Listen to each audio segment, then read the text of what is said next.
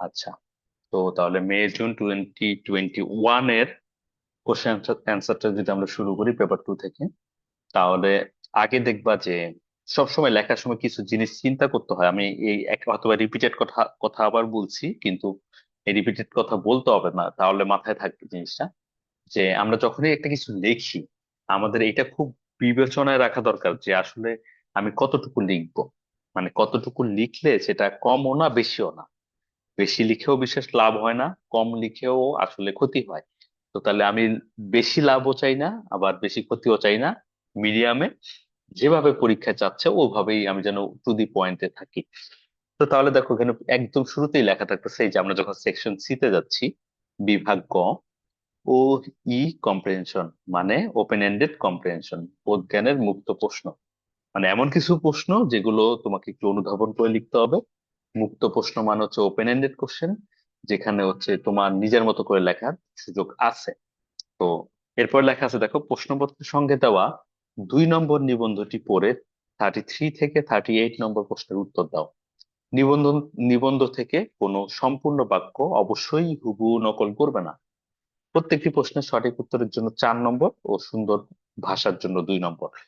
তো তাহলে ইজিলি আমরা বুঝতেছি যে প্রশ্নটা আসলে 4 নম্বরের একটা প্রশ্ন, যেটার ভাষাটা যদি সুন্দর হয় তাহলে 2 নম্বর। এই সুন্দর ভাষা বলতে আমরা বুঝবো বানান ভুল হচ্ছে না, সেন্টেন্সের স্ট্রাকচারটা সুন্দর, এন্ড অবশ্যই হাতের লেখা, যদিও ভাষার সাথে হাতের লেখা সংশ্লিষ্ট না, কিন্তু আমরা যদি অসুন্দর করে লিখি কিংবা খুব বাজে করে লিখি, তখন সেটাকে আসলে সেই মানে একটা সুন্দর মানুষ কিন্তু সে যদি মানে গেট আপটাও সুন্দর না হয়, তাহলে তো সুন্দর মানুষকে অসুন্দর লাগবে। অসুন্দর বলে যদিও কেউ নাই, মানুষের ক্ষেত্রে আমরা এটা বলতে পারি না, সবাই সুন্দর।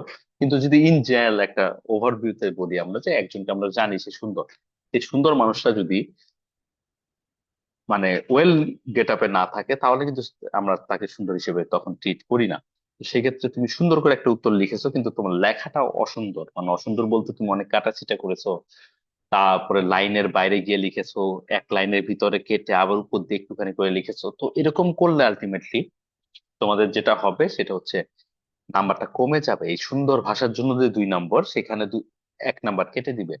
ঠিক আছে, তখন কিন্তু আর এখানে জাস্টিফিকেশনের কোনো জায়গাই নেই, কারণ তুমি তো জানতেছো না যে এখানে কিভাবে নাম্বার দিচ্ছে। তুমি চ্যালেঞ্জ করবা তো, কখন মানুষ চ্যালেঞ্জ করে?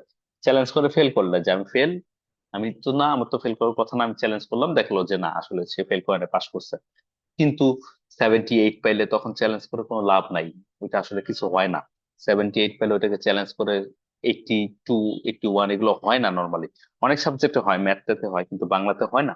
তো সেই ক্ষেত্রে কিছুই করার নেই আসলে। আলটিমেটলি আমি যেমনি পরীক্ষা দিব অমনি পরীক্ষা দিয়ে আসবো, যে নাম্বার আসবে সেই নাম্বারটি আমাকে একসেপ্ট করে নিতে হবে। যদি অনেক বেশি তারতম্য হয়, তুমি পরীক্ষা দিছো, জানো যে অনেক ভালো দিছো কিন্তু পাইছো অনেক কম নাম্বার, তখন চ্যালেঞ্জ করাটা যৌক্তিক থাকে। তো ওই জায়গা থেকে এগুলো উতাই বললাম, কিন্তু ওই জায়গা থেকে তোমাকে ভাবতে হবে যে সুন্দর করে লেখাটা মানে কি। আমার হাতের লেখা যদি তোমরা কেউ দেখো, আমি দেখাই নাই মনে হয়, আমার হাতের লেখা ভালো না, কিন্তু আমি চেষ্টা করি লেখাটাকে ক্লিয়ার রাখার, মানে কাটাছিটা না করার এবং লাইনগুলো সোজা রাখার। যেহেতু এখানে তোমার ডট ডট ডট ডট দেওয়াই আছে, তো সেই ক্ষেত্রে তো তোমাকে আর লাইন সোজা রাখার কোনো ব্যাপার নেই। তো তুমি ওইভাবে রেখে ওই বক্সের ভিতরে যতটুকু জায়গা পাওয়া যায়, আমরা যতটুকু জায়গা দেখতেছি এই অন স্ক্রিনে, অতটুকু না, এর থেকে একটু মানে অতটুকুই জায়গা, কিন্তু একটু বড় থাকে, মানে একটু জায়গাটা বেশি থাকে পেপারটায়। তো সেই কারণে ওইখানে আসলে 4 নম্বরের প্রশ্ন উত্তর লেখা সম্ভব। কোনো অবস্থাতে এটা 6 নম্বরের প্রশ্ন উত্তর না, 4 নম্বরের প্রশ্ন উত্তর। প্রথমে মাথায় এটা ঢুকাতে হবে যে এটা 4 নম্বরের ছোট্ট একটা কোশ্চেন, অন্যান্য সাবজেক্টের সাথে কম্পেয়ার করো, অনেক কম লিখলে 4 নাম্বার পাওয়া যায়। তো বাংলা তো সেম, অনেক বেশি লেখার কিছু নাই। তো সেটা গেল বানান, সেন্টেন্স মেকিং এবং হাতের লেখাটা কেমন আছে। হাতের লেখা এমন না যে তোমাকে এখন খুব ভালো করতে হবে, এটা সম্ভব না। আমরা হাতের লেখা শেখার টাইম আমাদের নাই। আমাদের যার যেমন হাতের লেখা তেমন হাতের লেখাই থাকবে, কিন্তু লেখাটা যেন রিডেবল থাকে, কাটাছিটা যেন কম থাকে, ওই জায়গাটা একটু ফোকাস করতে হবে। আর বানান এবং বাক্যের ক্ষেত্রে বানান কারো কারো আমার এখন এই মুহূর্তে মনে পড়তেছে না, কেউ কেউ একটু ফ্রিকুয়েন্টলি ভুল করো বেশি, মানে নিজেই জানো যে তুমি অনেক বেশি বানান ভুল করো। তো অনেক বেশি বানান যে ভুল করো তার একটু সচেতন হতে হবে। আর যাতে টুকটাক ভুল হয়, 2-1টা ভুল হয়, তার পরীক্ষা দিয়ে দিয়ে দেখতে হবে যে হ্যাঁ এই পরীক্ষায় আমি এই বানানটা ঠিক ভুল লিখেছিলাম, আচ্ছা এই বানানটা আমি মনে রাখি, আমি ঠিক করব।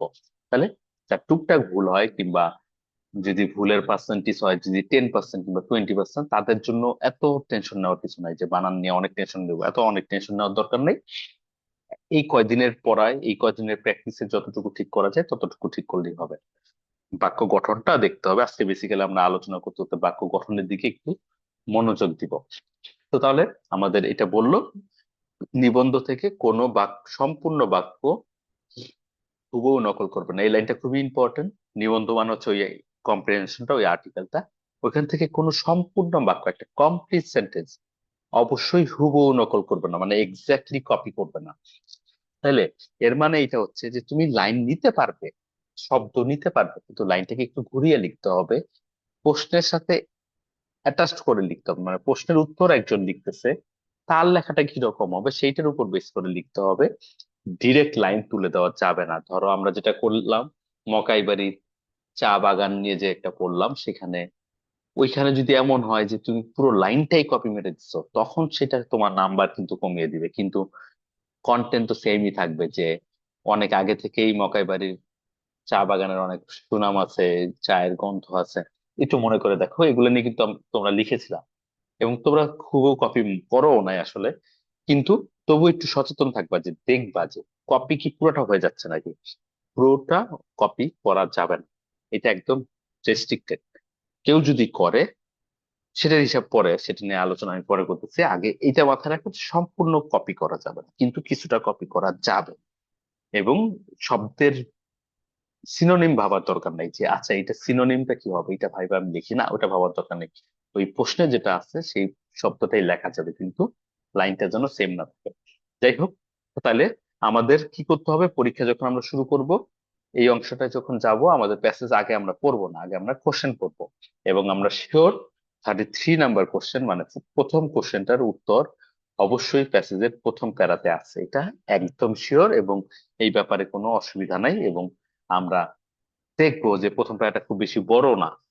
আগের কোশ্চেন হিসাব যদি করি, 2010, 2011, 12, তখনকার কোশ্চেন গুলোর হিসাব আলাদা ছিল, কিন্তু আমরা রিসেন্ট টাইমে পরীক্ষা দিচ্ছি, রিসেন্ট টাইমের কোশ্চেন এই অসুবিধা ছিল না। দেখো, এইটুকু জায়গা হচ্ছে আমাদের ফার্স্ট প্যারা। তার মানে এখান থেকে আমাকে 4টা পয়েন্ট খুঁজে বের করতে হবে। এখান থেকে আমাদের, একটা মিনিট চলো।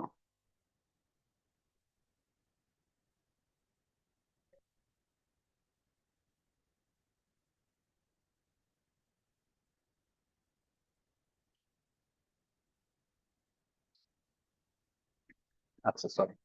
তো তাহলে একটা প্যারা থেকে বের করতে হবে, এখান থেকে আমাদের 4টা পয়েন্ট এমন ভাবে বের করতে হবে যেটা আমাদের প্রশ্নটার উত্তরটাকে কভার করে। তাহলে আমরা যাই এখানে, প্রশ্নটা পড়ি। আমরা জানি না টপিক কি, কিছু জানি না, কিন্তু আমরা প্রশ্নটাকে পড়ি। রেল স্টেশনটিকে লেখক কিভাবে বর্ণনা করেছেন, 4টি বিষয় লেখো। রেল স্টেশনকে কিভাবে লেখক বর্ণনা করেছেন, বর্ণনা মানে ডিসক্রাইব করেছেন, 4টি বিষয় লিখতে বলছেন। এখন বর্ণনা করা, ডিসক্রাইব করা, এখানে 4টি বিষয় লেখা মানে আসলে কি, এই বর্ণনাটার যে ডিটেল, সেই ডিটেল থেকে কিছু লাইন আনা, মানে এক্সাক্ট পয়েন্ট না, নাও পেতে পারি আমরা কখনো কখনো। অন্য প্রশ্নের ক্ষেত্রে যেমন চা বানানোর ধাপটা আলোচনা করো, ওইখানে চায়ের প্রক্রিয়া 4টি ধাপ, কিন্তু 4টা রকমের ইনফরমেশন আছে, কিন্তু যখন আমাকে ডিসক্রাইব করতে বলা হচ্ছে তখন 4টা ইনফরমেশন নাও থাকতে পারে। কিন্তু বর্ণনা থেকে আমি 4টা পয়েন্ট নিচে ধরে নিব, যে আচ্ছা এই বর্ণনাতে আমি 4টা বিষয় হিসেবে এটাকে ধরতে পারি। তাহলে একটু আমরা পড়েই দেখি। প্রতিসরে যাওয়ার উদ্দেশ্যে, আচ্ছা রবীন্দ্র ভুবনে, এই টপিকের নাম হচ্ছে, টপিকের নাম হচ্ছে রবীন্দ্র ভুবনে। আমরা জানি রবীন্দ্রনাথ ঠাকুর নামে একজন লেখক ছিলেন। ভুবনে মানে পৃথিবীতে, রবীন্দ্রনাথ ঠাকুরের পৃথিবীতে, তার মানে রবীন্দ্রনাথ ঠাকুরের কোনো একটা এরিয়া কিংবা কোনো একটা এলাকা, অথবা তার গ্রামের বাড়ি কিংবা তার বাড়ি, কোনো একটা জায়গা সম্পর্কে এখানে বলা হচ্ছে। ওই জায়গাটাকে রবীন্দ্র ভুবন বলা হচ্ছে, কারণ তিনি একজন বিখ্যাত মানুষ, তার যে কোনো কিছুই অনেক গুরুত্বের সাথেই মানুষ দেখে। তাই এই কারণে বলতেছে যে রবীন্দ্র বাসা না বলে, বাড়ি না বলে ভুবন বলতেছে। আচ্ছা, প্রতিসরে যাওয়ার উদ্দেশ্যে আমাদের রেলগাড়িটি যখন আত্রাই স্টেশনে এসে থামলো, তখন হাত ঘড়িতে বাজে সকাল 7টা। স্টেশনটির আসল নাম আহসানগঞ্জ হলেও আত্রাই নদীর কারণে লোকজনের কাছে এটা আত্রাই বলে পরিচিত। স্টেশনটি প্রাচীন হলেও বেশ ছিমছাম, দেওয়ালের রয়েছে কারুকার্য আর কিছু প্রাচীন মূর্তির প্রতিকৃতি। মহিলাদের বিশ্রাম ঘরটি অপরিসর হলেও খোলা জানলা দিয়ে দক্ষিণা বাতাসের পরশ পাওয়া যায়। দেওয়ালের মার্বেল পাথরগুলো যেন ইতিহাসের সাক্ষ্য বহন করছে। এইটুকু হচ্ছে প্যারা। আমি জানি না কে কতটুকু বুঝলা, এটা খুব সহজ বাংলাতেই লেখা, মানে এটা পড়লে আসলে খুব বেশি কঠিন হওয়ার কথা না, দু একটা শব্দ বাদে। তো তাহলে এইটুকু পুরোটাই কিন্তু পাওয়া লাগতেছে আলটিমেটলি। কারণ আমি যে না পড়ে মানে আমি জাস্ট এমনি স্টেশন স্টেশন এইভাবে দাগ দিয়ে দিয়ে যে লিখে ফেলতে পারবো, আসলে এই প্যাসেজটা সেরকম প্যাসেজ না। এই প্যাসেজটা আসলে পড়েই আমাকে তথ্যটা বের করতে হবে। আমাদের প্রশ্নটা কি ছিল? আমাদের প্রশ্ন ছিল রেল স্টেশনটিকে লেখক কিভাবে বর্ণনা করেছেন। তাইলে রেল স্টেশনের বর্ণনাটা আমাদেরকে লিখতে হবে। তাহলে এবার একটু অ্যানালাইজ করি, আমরা প্রথম লাইনটা দেখি। প্রতি শহরে যাওয়ার উদ্দেশ্যে আমাদের রেলগাড়িটি যখন আত্রাই স্টেশনে এসে থামলো তখন হাত ঘড়িতে বাজে সকাল 7টা। আচ্ছা, এই লাইনটাতে কি কোনো পয়েন্ট আছে, কারো কি মনে হয়? হ্যালো? No sir. না। মনে হচ্ছে না? আচ্ছা, আসলে মনে হচ্ছে না, কিন্তু এমন হতে পারে, লাগতেও পারে। লাগবে কি লাগবে না এটা আমরা পুরোটা মানে ফাইন্ড আউট করার চেষ্টা করলে তখনই আমরা বুঝতে পারবো। আচ্ছা, তাহলে প্রথম লাইনটা আমরা বাদ দিলাম, এই লাইনটা আমাদের আসলে স্টেশনের বর্ণনার সাথে কোনো সংশ্লিষ্টতা নাই। স্টেশনটির আসল নাম আহসানগঞ্জ হলেও আত্রাই নদীর কারণে লোকজনের কাছে এটা আত্রাই বলে পরিচিত। এটা কি ইম্পর্টেন্ট কোনো তথ্য?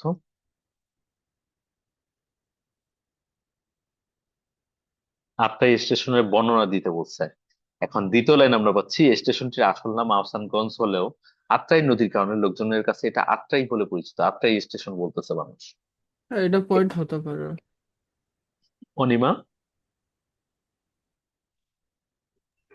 না, আমার তো মনে হচ্ছে না।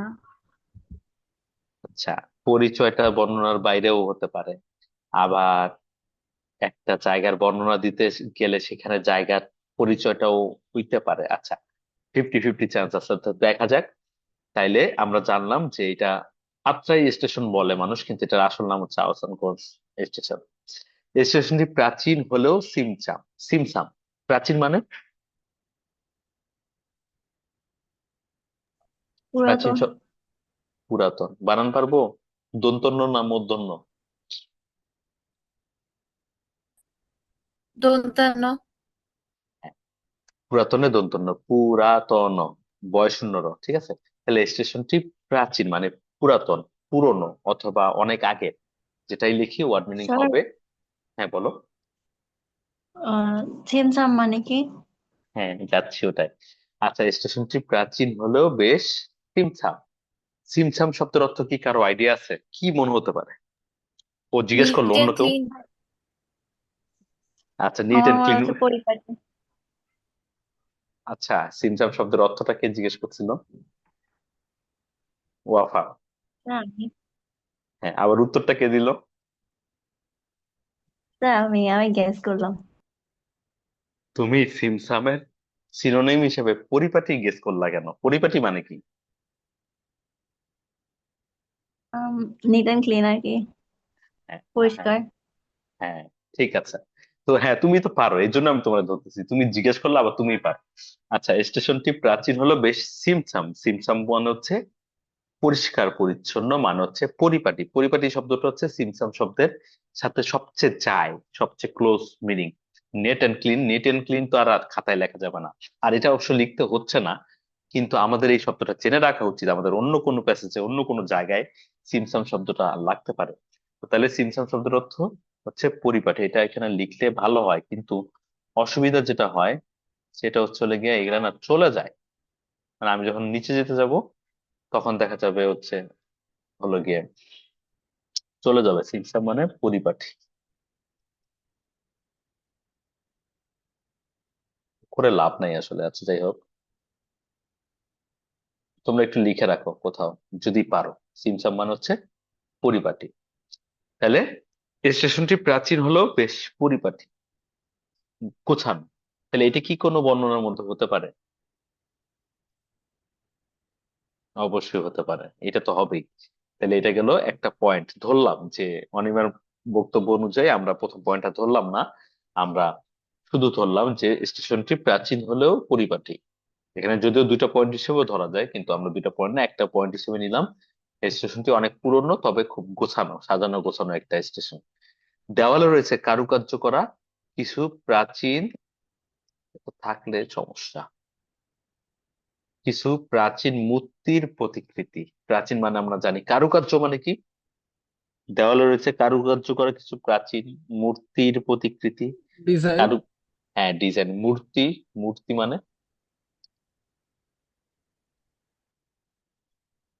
মূর্তি মানে জানি না আমরা। স্ট্যাচু। হ্যাঁ, স্ট্যাচু। স্ট্যাচু। প্রতীক, হ্যাঁ, স্ট্যাচুর প্রতিকৃতি মানে হচ্ছে ছবি। মানে দেওয়ালে আঁকা স্ট্যাচু না আসলে, ওই যে মানে মাটি দিয়ে খোদাই করে যেটাকে কি বলে, ভাস্কর্য বলে, ঠিক আছে? তো ভাস্কর্যের মতো দেওয়ালে প্রতিকৃতি শব্দের অর্থ হচ্ছে মানে ছবি কিংবা একটা ইমেজ, এটা অর্থে। তো তাহলে দেওয়ালে কিছু ডিজাইন করা বিভিন্ন মূর্তির ছবি আছে। তা এটা একটা পয়েন্ট, তাহলে আমরা দুইটা পয়েন্ট পেয়ে গেলাম যে এই স্টেশনের দেওয়ালে সুন্দর মূর্তির প্রতিকৃতি দেখা যায়। দুইটা হইলো। মহিলাদের বিশ্রাম ঘরটি অপরিসর হলেও খোলা জানলা দিয়ে দক্ষিণা বাতাসের পরশ পাওয়া যায়। দেওয়ালের আচ্ছা, মহিলাদের বিশ্রাম ঘরটি, বিশ্রাম ঘর মানে বুঝি তো আমরা ওয়েটিং রুম, যেখানে একটু রেস্ট রুম। তো এই ওখানে মহিলাদের জন্য রেস্ট রুম আছে। অপরিসর, অপরিসর মানে এটা জানতে হবে, অপরিসর শব্দের অর্থ জানতে হবে। লাইক ইউজ স্যার, করা হয় না টাইপের কিছু। না না না, অপরিসর স্যার মানে আই থিঙ্ক বন্ধ, মানে বন্ধ থাকে এমন। বুঝি নাই, বুঝি নাই। মানে আমারটার মিনিং পিজাটার কাছাকাছি আসছে না। আচ্ছা, অল্প জায়গা মানে ন্যারো, ঠিক আছে? জায়গাটা অপরিসর, পর্যাপ্ত না, অপর্যাপ্ত, পর্যাপ্ত নয়, অল্প জায়গা, অল্প লিখলেও হবে আসলে, ঠিক আছে? অপরিসর মানে অল্প লিখলেও হবে, অল্প জায়গা কিংবা পর্যাপ্ত নয় এরকম এটা বোঝাতে, ঠিক আছে?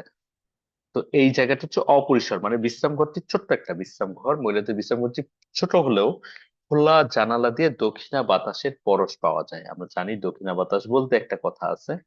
তো দক্ষিণা বাতাসের পরশ পাওয়া যায় মানে সুন্দর দক্ষিণ দিক থেকে একটা বাতাস আসে, ঠিক আছে?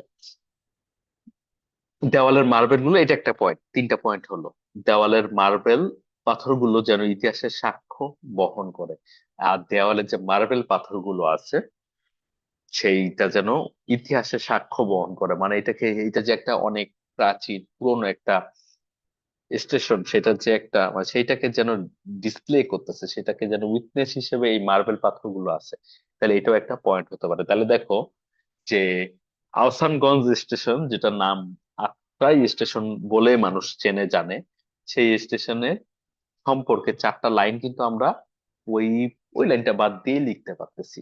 যদি এমন হতো যে না আসলে চারটা পয়েন্ট নাই, তখন কিন্তু আমাদের স্টেশনের নামটা লিখতে হতো, ঠিক আছে? ইভেন যদি এর থেকেও কম তথ্য থাকতো, তখন আমরা যে প্রতিসরে যাওয়ার উদ্দেশ্যে আমাদের রেলগাড়িটি আটটা স্টেশনে এসে থামলো, তখন তখন হাত ঘড়িতে সকাল 7টা বাজে, তাইলে তখন এইভাবে লিখতাম যে আটটা স্টেশনে প্রতিসরে যাওয়ার রেলগাড়িটি সকাল 7টায় নামে, এটাও একটা ইনফরমেশন হয়ে উঠতো। কিন্তু এখন সেটা উঠতেছে না, কারণ আমাদের কাছে পর্যাপ্ত ইনফরমেশন আছে। তো কেউ কিন্তু এটা লিখে ফেলতে পারে, ইভেন আমি হয়তো বা পড়াইছি, কারণ আগের প্রশ্ন 2004 সালের প্রশ্ন, 5 সালের প্রশ্নে ওইটাই একটা ইনফরমেশন হিসেবে কাউন্ট করা লাগতো, যেটা এখন লাগতেছে না। তো তাইলে আমরা ঠিক এই আত্রাই স্টেশন কিংবা আহসানগঞ্জ স্টেশনটা সম্পর্কে যখন চারটা বর্ণনা দিচ্ছি, তখন সেটা বলতে পারি যে এটা অনেক পুরনো কিন্তু খুব গোছানো। দেখো, প্রাচীন হলেও বেশ ছিমছাম, এভাবে আমি না লিখে লিখতে পারতেছি যে স্টেশনটি প্রাচীন হলেও খুব গোছানো। এদের দেওয়ালে রয়েছে খুব সুন্দর প্রাচীন এই প্রাচীন মূর্তির প্রতিকৃতি। স্টেশনের একপাশে একটি মহিলাদের বিশ্রাম ঘর রয়েছে, যেটি ছোট কিন্তু সেখানে খুব সুন্দর দক্ষিণা বাতাস পাওয়া যায়। আর দেওয়ালের মার্বেল গুলো যেন ইতিহাসের সাক্ষ্য বহন করছে। এই যে দেওয়ালে মার্বেল পাথরগুলো যেন ইতিহাসে সাক্ষ্য বহন করছে, এটা কিন্তু আমি সেম বলে ফেললাম। এটা সেম ভাবে না বলে একটু ভিন্ন ভাবে লিখতে হবে। সেই ভিন্ন ভাবে লেখাটা কিরকম হতে পারে, সেটা যদি আমরা যাই, এর জন্য তো আমাকে একটা ওয়ার্ড ফাইল নিতে হবে।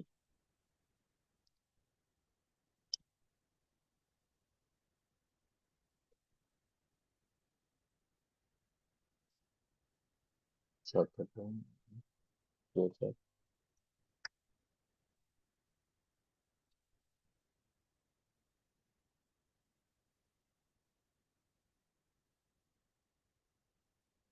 আমরা যদি একটু দেখি,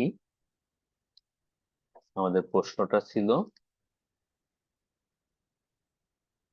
হ্যাঁ হ্যাঁ, আমার প্রশ্নের অন্যান্য পেজগুলো কোথায় গেল?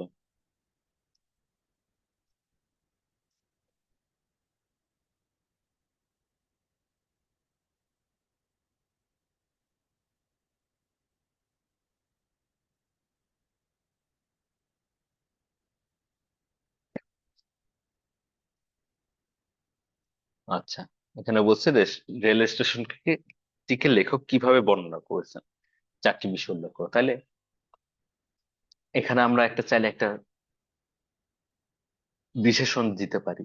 আমরা রেল স্টেশন লেখক কিভাবে বর্ণনা করেছেন এই কথাটাকে আমাদের ইনক্লুড করার চেষ্টা করতে হবে। এই কথাটাকে আমরা ইনক্লুড করব যে রেল স্টেশনটিকে লেখক এইভাবে বর্ণনা করেছেন, কিংবা লেখক এই স্টেশনটিকে খুব সুন্দরভাবে, কিংবা স্টেশনের নামটা আমরা লিখি তাইলে বোঝা যাবে। ধরো আমি আমি কিন্তু ইনস্ট্যান্ট লিখতেছি, ঠিক আছে, আমারটা যে পারফেক্ট হবে তা না, কিন্তু আমাদের লিখে দেখতে হবে যে এটা কি আসলে ভালো লাগতেছে কিনা শুনতে কিংবা পড়তে। পরে আমরা যদি দেখি যে না ভালো লাগতেছে না, তখন তারপরে এডিট করবো। এখন বলতে পারো যে স্যার পরীক্ষার সময় এগুলো কেমনে করবো? পরীক্ষার সময় তুমি এগুলো করতে পারবে না, কিন্তু তুমি যখন প্র্যাকটিস করতেছো, তুমি যখন রিভাইজ করতেছো কিংবা নিজের জন্য বাসায় পড়তেছো, তখন তুমি দুই একটা করে দেখতে পারো। কারণ যখন দুই একটা লিখবা, তখন তুমি প্যাটার্নটা ধরে ফেলতে পারবা যে আসলে কিভাবে লিখলে লেখাটা সুন্দর হবে। তাহলে আমরা লেখক স্টেশনটিকে না আমরা ওখানে লিখে ফেলতে পারি যে লেখক উম আত্রাই স্টেশনটিকে বেশ চমৎকার ভাবে বর্ণনা করেছেন। এটা কিন্তু আমি হুদাই লিখলাম, কারণ এটা মুক্ত প্রশ্ন, আমি আমার জায়গা থেকে লিখলাম ওই কোশ্চেনের সাথে আলোচনার লিঙ্ক আপ করার জন্য। চমৎকার ভাবে, বেশ চমৎকার ভাবে বর্ণনা করেছেন। এখন এই যে লেখক আত্রাই স্টেশনটিকে বেশ চমৎকার ভাবে বর্ণনা করেছেন, এরপরে কিন্তু আমরা লেখার চেষ্টা করব কি, আমাদের টেন্ডেন্সি কি, যেটা আমরা শিখছি যে প্রথমত এটা কিন্তু আমরা লিখে ফেলবো। কিন্তু আমি বলেছি এর আগের ক্লাসে যে প্রথমত বারবার লেখার দরকার নাই। অন্য কোনো একটা কোশ্চেনে তুমি প্রথমত দ্বিতীয়ত তো লেখো, কিন্তু 33 থেকে 38 পর্যন্ত সব প্রশ্নেই প্রথমত দ্বিতীয়ত তৃতীয়ত এটা লিখলে লেখার কোয়ালিটিটা ভালো হয় না, এবং আসলে যিনি খাতাটা দেখেন তারও ভালো লাগে না। তো তাহলে লেখক আত্রাই স্টেশনকে বেশ চমৎকার ভাবে বর্ণনা করেছেন। এরপরে তুমি সরাসরি কি বর্ণনা করেছেন সেটা লিখে দিতে পারো, কোনো অসুবিধা নাই যে ওইটা লেখা যাবে না এমন কোনো অসুবিধা, এমন কোনো কন্ডিশন নাই। কিন্তু মানে লেখা সব শেষে যেন পুরো চারটা লাইনকে একটা কম্প্যাক্ট লাইন মনে হয়, সেই দিকে একটু নজরটা রাখতে হবে। তাহলে লেখক আত্রাই স্টেশনকে বেশ চমৎকার ভাবে বর্ণনা করেছেন। স্টেশনটি বেশ পুরনো, কিন্তু পরিপাটি। লিখলাম, এটা তুমি বলতেছো কিন্তু এটা লেখকের কথাই।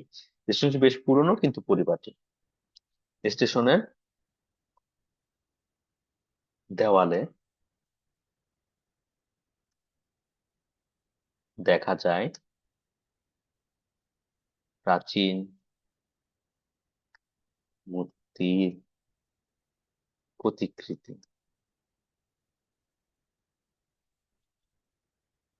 এ- এর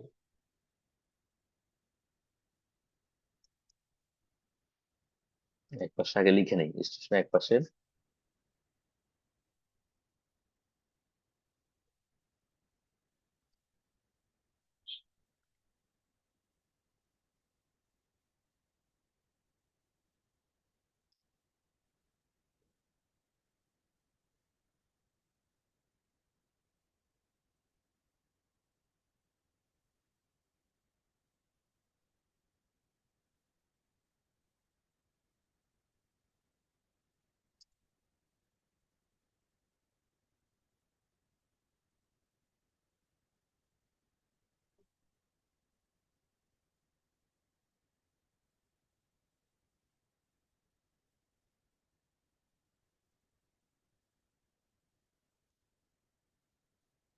ধরো আমি লিখলাম এইভাবে ইনস্ট্যান্ট লিখলাম, ঠিক আছে?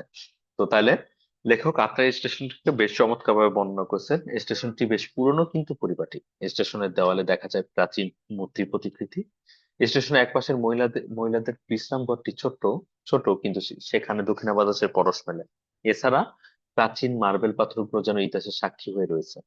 তাইলে দেখো, এখানে কিন্তু আমি প্রথমত দ্বিতীয়ত তৃতীয়ত কিছুই লাগাইনি, এটা আমি ইনস্ট্যান্ট লিখলাম। এখানে হতে পারে এই লাইনটা পুরোপুরি সুন্দর লাগতেছে না, হতেই পারে, কিন্তু এইভাবেও লেখা যেতে পারে। ঠিক আছে, যে তুমি লাইন গুলো আলাদা আলাদা লিখতেছো, কিন্তু তুমি একটু পরে দেখো, সবাই একটু পরে দেখো যে এটা কিন্তু আসলে একটা কমপ্লিট উত্তর হয়ে দাঁড়িয়েছে, এবং এখানে 4টা পয়েন্টকেই আমি এনেছি, একটা লাইনও আমি পুরোপুরি কপি করি না, যদিও লাস্টের লাইনটা একটু কপি কপি লাগতেছে। আমি চেষ্টা করেছি লাস্টের লাইনটাকে একটু ভেঙে লেখার জন্য। তো কিন্তু ইতিহাসের সাক্ষী, ওর প্রাচীন মার্বেল পাথর, এগুলোর সিনোনিম ওয়ার্ড আমাকে লিখতে হবে না, কিংবা মহিলাদের বিশ্রাম ঘর, এটা আমাকে লিখতে হবে না। আমি লিখছি স্টেশনের এক পাশে, এটা আমি আইডিয়া করে লিখছি, কারণ এটা তো অবশ্যই স্টেশনের কোন একটা সাইডেই বিশ্রাম ঘরটি হবে, তাই না? তো আর এই দেওয়ালে প্রাচীন মূর্তির প্রতিকৃতি, এখন প্রাচীন মূর্তির প্রতিকৃতি না লিখে প্রাচীন মূর্তির ছবি লিখলাম। লিখলাম প্রতিকৃতি, অসুবিধা নাই। তো তাহলে এইভাবে লিখতে হবে, কোনো লাইন আমি ডিরেক্ট কপি করি নাই, কিন্তু হলো গিয়ে মূল উত্তরটা ওখান থেকেই এনেছি, ঠিক আছে? তো আমাদের সময়টা একটু কম আছে। এত দ্রুত কেন সময় চলে গেল? আচ্ছা, না ঠিকই তো আছে সময়। আচ্ছা, আমরা যেটা করব, আমরা সবগুলো শেষ করার চেষ্টা করবো, অ্যাটলিস্ট কোশ্চেন অ্যান্সার গুলো। তো আমাদের তো 10 মিনিট পরে জয়েন করতে হবে, তাহলে 9:55-এ জয়েন করো নাকি? ঠিক আছে স্যার। 9:55।